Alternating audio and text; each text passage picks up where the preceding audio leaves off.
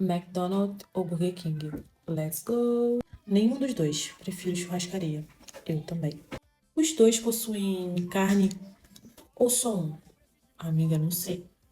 Eu sei que o McDonald's tem essa fama.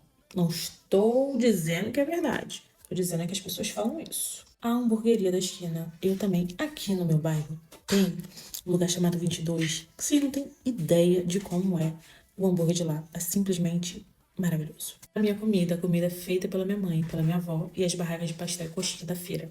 Eu amo minha comida. Graças a Deus eu cozinho muito bem.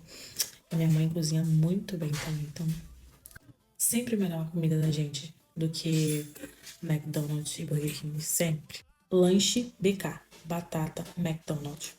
Pra mim nenhum. Nenhum dos dois. Ambos são horríveis. Sou mais Subway. Gente, ninguém fala mal do Subway. Eu comi lá uma vez e gostei. Mas também foi só uma vez. E com esse comentário, é mais